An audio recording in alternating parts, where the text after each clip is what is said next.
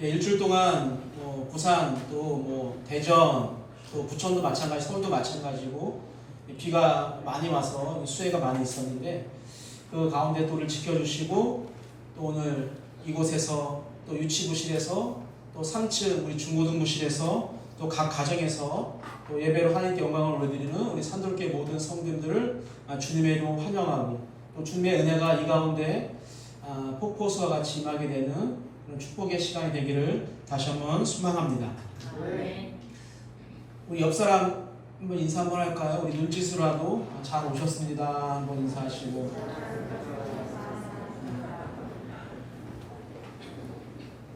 오늘 이 시간 우리의 마음이 좋은 옥토밭이 되었으면 좋겠어요. 그래서 어떤 말씀이 떨어지든지 여러분 그 말씀을 통해서 100배, 60배, 또 30배의 결실을 또 열매를 맺는 그런 귀한 시간이 되어지기를 소망합니다. 지난 시간에 우리가 무엇을 보았냐면 예수님의 세례와 우리가 하나님의 소리에 대해서 우리가 말씀을 나누었습니다. 예수님께서 세례를 받으시고 물에서 올라오실 때 하늘이 열리고 성령이 비둘기같이 자신에게 임하는 것을 우리 예수님께서 보시고 그리고 하늘로부터 하나님의 소리가 들렸죠. 어떤 소리가 들렸습니까? 너는 내 사랑하는 아들이다. 내가 너로 인하여 기뻐한다라는 그런 이야기를 들었습니다. 처음부터 지금까지 너로 인해 내가 행복하다. 너는 내 삶의 전부다라는 그런 하나님의 소리를 우리 예수님께서 들으셨어요. 이 말은요, 하나님의 사역을 시작하려고 하는 예수님에게 정말로 가장 큰 힘과 용기가 되는 소리였습니다. 이와 같이 우리의 말도 힘과 용기가 되어야 합니다. 부정적인 말은요, 남편이나 아내나 우리 자녀들에게 절대로 도움이 되지 않습니다.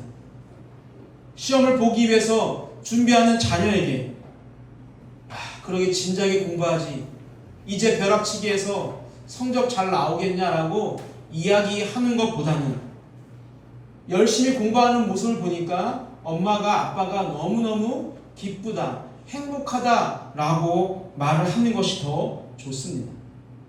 부모님의 응원과 또 용기의 소리는요, 자녀들이 즐겁게 공부할 수 있는 그런 토대를 마련하기 때문입니다. 우리 예수님도 하나님이시지만 예수라는 인간의 몸으로 이 땅에 오셨어요. 그리고 외적인 모습도 그리 좋지 않았습니다. 즉 금수저가 아닌 흙수저였어요. 위노의 모습이 아니라 루저의 모습으로 이 땅 가운데 오셨어요. 예수님의 모습을 그린 이사야서 우리 53장 2절을 한번 같이 읽도록 하겠습니다. 그는 주 앞에서 자라나기를 연한 순 같고 마른 땅에서 나온 뿌리 같아서 고운 모양도 없고 풍채도 없은즉 우리가 보기에 흠모할 만한 아름다운 것이 없도다. 아멘. 예수님께서 인간의 몸으로 이 땅에 오셨는데 오늘 말씀을 보니까 고운 모양도 없고 풍채, 즉 위험이 없다는 거예요. 그리고 우리가 보기에 흠모할 만한 것이, 아름다운 것이 없다라고 이야기합니다. 여러분, 사람들에게 인정받을 수 없는 그런 예수의 육신의 그런 상황 속에서 과연 내가 하나님의 사역을 잘 감당할 수 있을까라는 생각을 할 수도 있습니다. 그러나 나를 하나님의 아들이라고 인정해주는 그 하나님의 응원의 소리를 듣고 그래 나는 할 수 있어 라고 생각하시고 다시 한번 하나님의 구원의 사역을 위해서 일하실 그 사명감이 불타오르진 않았을까요? 혹시 지금 내가 어떤 상황에 있는지, 지금 내 모습이 어떠한지에 너무 많은 시간을 우리가 쏟아붓고 있다면 이제는 하나님이 나와 함께 하시고 나를 당신의 자녀라고 인정해 주시는 그 주님의 은혜의 말씀에 우리의 마음이 더욱더 쏟아지기를 주님의 이름으로 축복합니다. 그런데 하늘의 소리는, 즉 하나님의 소리는 예수님과 우리에게 엄청난 용기와 엄청난 응원의 소리였지만 그 응원의 소리를 보내주셨던 하나님의 마음은 어떠했을까요? 마가복음 강해를 준비하면서 하나님 아버지의 마음을 많이 생각해 보았습니다. 여러분, 목숨을 잃을 수 있는 전쟁터에 아들을 보내는 아버지와 어머니의 마음은 여러분 어떠할까요? 넌 잘할 수 있어, 넌 훌륭해라고 그 전쟁터에 나가는 아들을 응원하지만 그 속마음은요, 보내고 싶지 않을 것입니다. 여러분, 하나님의 마음도 이와 같지 않을까요? 예수님을 믿지 못해서가 아닙니다. 예수님은 하나님의 구원 사역을요, 아주 잘 감당하실 거예요. 그래도 아버지의 마음은 아팠을 것입니다. 싫다고, 못하겠다고 하시는 그 예수님의 말씀을 기다렸을지도 몰라요. 그런데 아무 말 없이 순종하는 그 모습 때문에 아버지는 더 마음이 아팠을지도 몰라요. 여러분, 십자가의 죽음이 아닌 다른 방법을 사용해서 우리를 구원하실 수는 없었을까요? 그러나 하나님은 다른 방법이 아닌 당신의 아들 예수를 통해서 우리를 구원하시는 그 계획을 멈추지 않았습니다. 그리고 그 방법을요, 아주 빠르게 진행을 하고 계십니다. 우리 마태복음 4장 1절을 함께 읽겠습니다. 읽습니다. 그때에 예수께서 성령에게 이끌려 마귀에게 시험을 받으러 광야로 가사. 아멘. 여러분, 마가복음에는 기록하고 있지 않지만 마태복음에서 그때에라고 기록을 하고 있습니다. 그때는 예수님께서 세례를 받으시고 하늘로부터 너는 내 사랑하는 아들이라고, 내가 너 때문에 너무 행복하다라고 하는 그 하나님의 음성을 들은 그때를 말합니다. 하나님은요, 아들을 사랑한다라고 응원하시고 용기를 부어주심과 동시에 사랑하는 아들을 우리의 구원 사역을 위한 장소로 몰아내셨어요. 우리 본문 12절을 같이 보겠습니다. 읽습니다. 성령이 곧 예수를 광야로 몰아내신지라. 아멘. 여러분, 하나님의 응원의 소리가 귀에서 멀어지기 전에 일어난 일이 바로 광야로 예수님께서 내몰리신 거예요. 여러분, 광야는 어떤 곳일까요? 여러분이 생각하는 광야는 어떤 곳입니까? 한번 우리 사진을 3장을 보려고 하는데 한번 보겠습니다. 첫 번째 사진은 시내산 정상에서 바라본 유대 광야의 모습입니다. 네, 아름답죠? 두 번째 사진입니다. 시내산에서 본 일출의 모습이에요. 세 번째 사진도 비슷합니다. 시내산에서 바라본 일출의 모습입니다. 여러분, 일출에 비춰진 그 아름다운 광야의 모습과 일출의 장면이 매우 아름다운 곳이 시내산 광야의 모습이에요. 그 햇볕에 비치는 그 바위들이요, 아주 붉은색으로 바뀌는 그 모습이 굉장히 좋은 모습, 아름다운 모습으로 기억됩니다. 2019년 통계를 보니까 무려 45,200명이 한국의 기독교인들이 그 땅 이스라엘을 찾았다고 합니다. 우리에게는, 믿음의 사람에게는요, 그런 광야의 환상이 있습니다. 그곳에서 멋진 사진을 찍고 싶은 마음이 있어요. 지금 유행하는 정말 인생 사슬을 남기고 싶은 곳이 그 땅 광야입니다. 그러나 당시 신약 성경의 1차 독자였던 이스라엘 백성들에게 있어서의 광야는 어떠한 장소였을까요?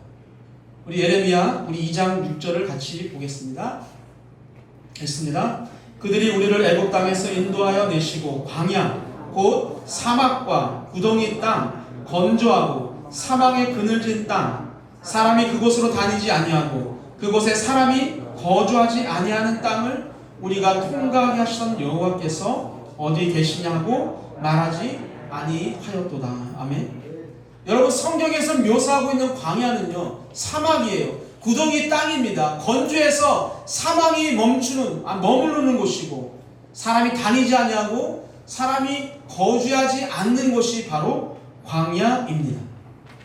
우리 신명기 8장 15절입니다. 읽습니다. 너를 인도하여 그 광대하고 위험한 광야 곧 불뱀과 전갈이 있고 물이 없는 간조한 땅을 지나게 하셨으며. 아멘. 여러분, 또한 광야는요 넓고 위험한 곳이에요. 불뱀과 전갈이 있어서 언제 물려서 죽을지 모르는 곳이 광야입니다. 마실 물이 없는 메마른 땅이 바로 광야입니다. 여러분, 무엇을 말할까요? 광야는요 사람이 살 수 없는 곳, 아무것도 누릴 수 없는 곳, 그 누구도 나를 보호해 주지 않는 곳이 바로 광야입니다. 그런데 지금 그곳으로 예수님께서 내몰리신 것이죠. 다른 이유가 없어요.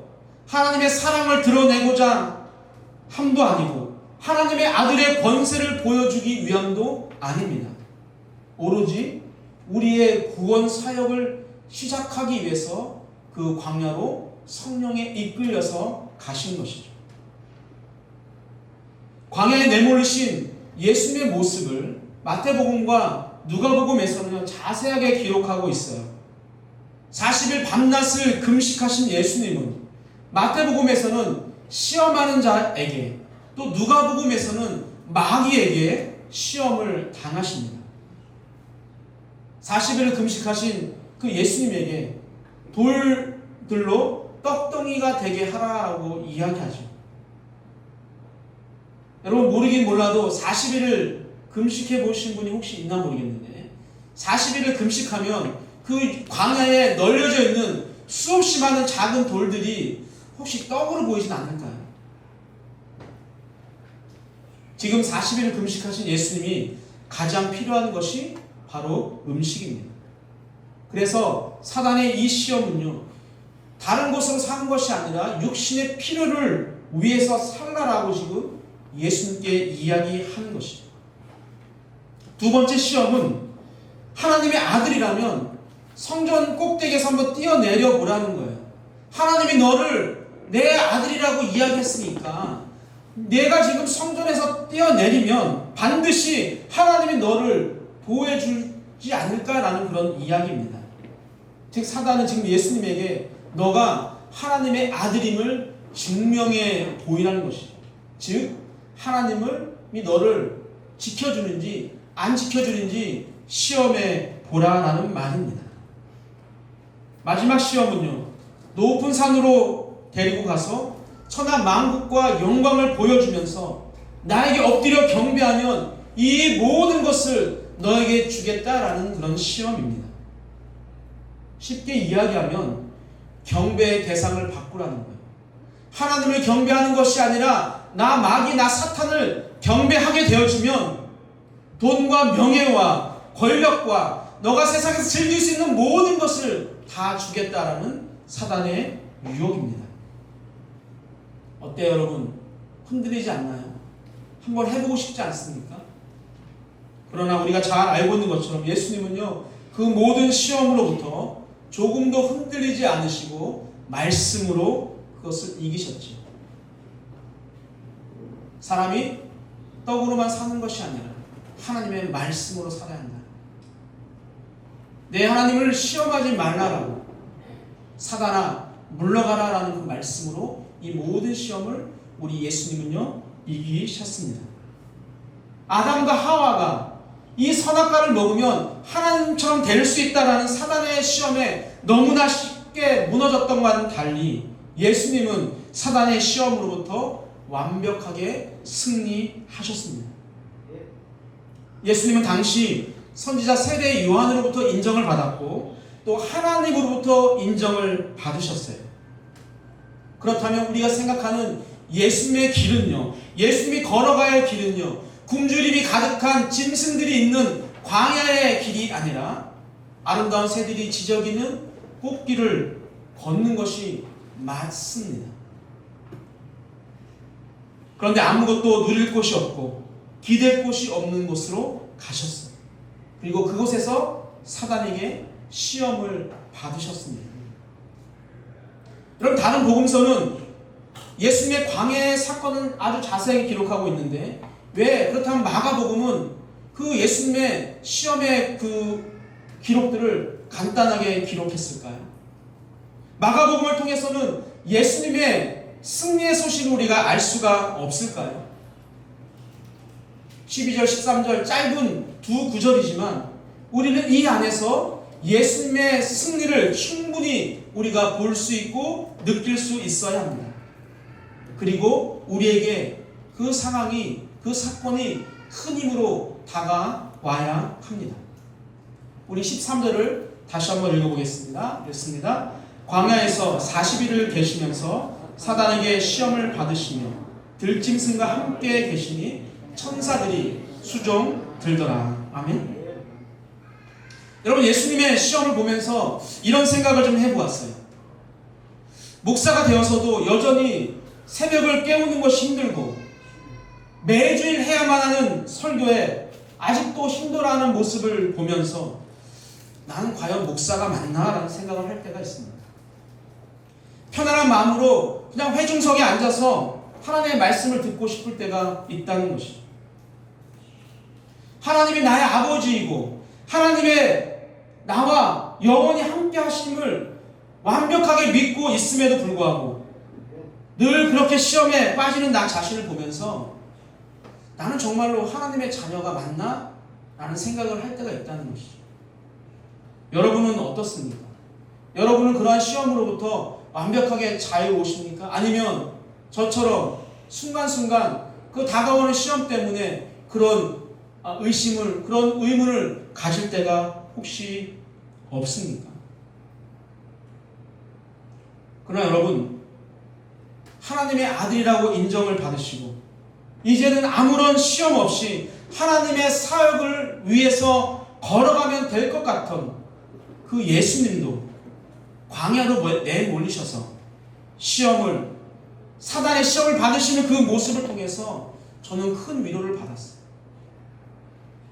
사랑하는 내 아들이라는 하나님의 응원의 소리가 예수님에게 사단을 이길 수 있는 힘과 용기가 되었던 것처럼 오늘 우리도 예수님의 시험의 승리의 이야기를 통해서 힘과 용기를 얻게 되기를 주님의 이름으로 축복합니다.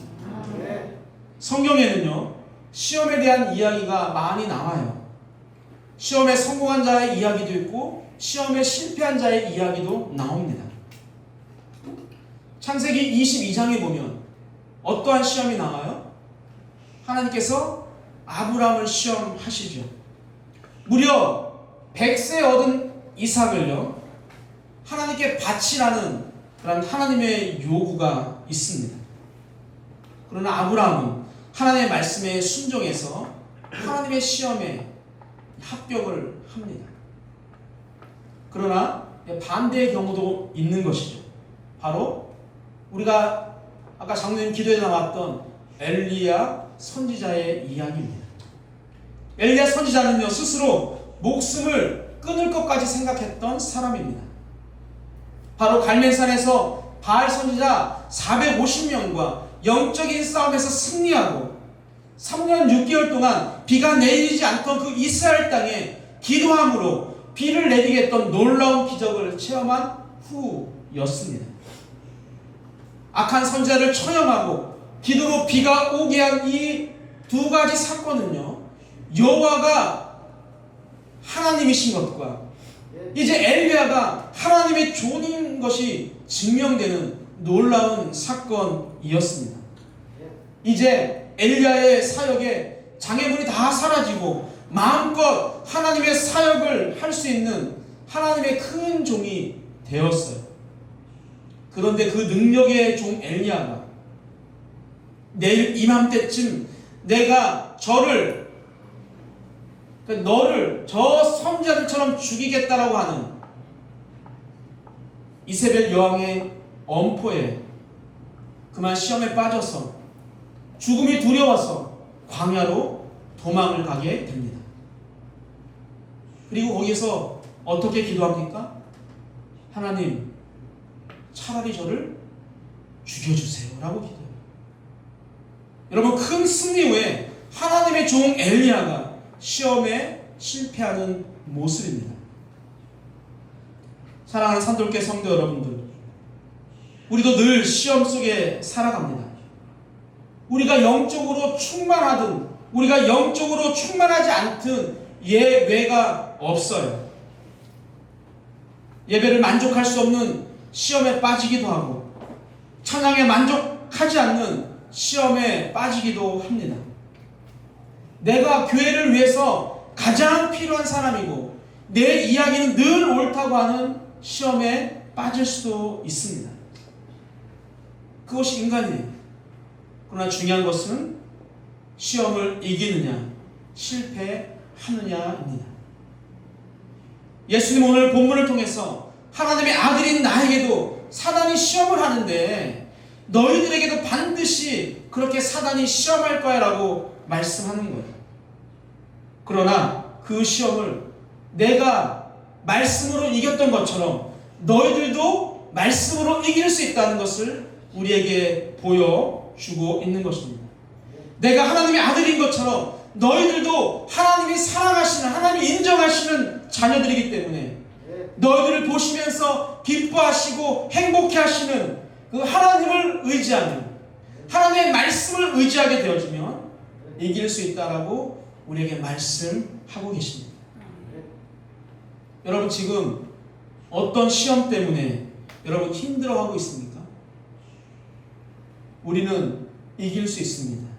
우리는 광야에서 푸른 초장으로, 우리는 사역의 현장으로 나아갈 수가 있습니다. 오늘 본문은 그 사실을 말하는 거예요. 광야에서 예수님은 들짐승들과 함께 계시고 말씀에 보니까 천사들이 수종 들고 있었다라고 이야기합니다. 그 말은 예수님이요 사단으로부터 승리하셨다라는 것을 말하는 것입니다.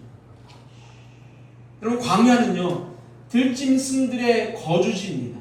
사람과 들짐승은요 함께 있을 수 없음에도 불구하고 들짐승이 예수님과 함께하고 있다는 것은요 예수님의 권세에, 예수님의 능력에, 예수님의 힘에 들짐승들이 눌려있는 것을 말하는 것이고, 천사가 수종 들고 있다는 것은 다시 한번 예수님을 하나님의 아들로서 인정하고 있다는 사실입니다. 그리고 광야의 시험 이후에 더 이상 사단이요 예수님 앞에 등장하지 않아요. 예수님을 시험하기 위해서 예수님 앞에 등장하지를 않습니다. 오직 예수님의 병든 자를 고치시고 또 죽은 자를 살리시는 기록만이 이제 앞으로 등장하게 됩니다. 이것은 사단과의 싸움에서 예수님께서 완전하게 승리하셨음을 선포하는 것입니다. 여러분 사단은요 확실한 조연이에요. 주연 배우이신 예수님을 빛나게 하는 역할을 할 뿐이지 그 이상도 그 이하도 아닙니다.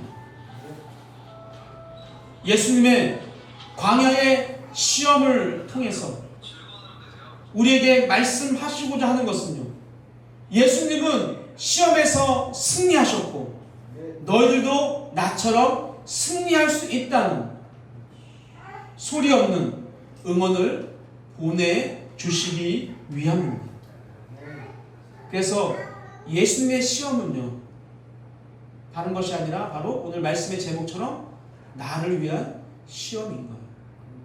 그 누구를 위해서, 예수를 드러내기 위해서, 하나님을 드러내기 위해서 하는 것이 아니라 나를 위한 그런 시험입니다. 여러분 세상은요 지금까지 그래왔던 것처럼 우리를 끝까지 시험할 거예요.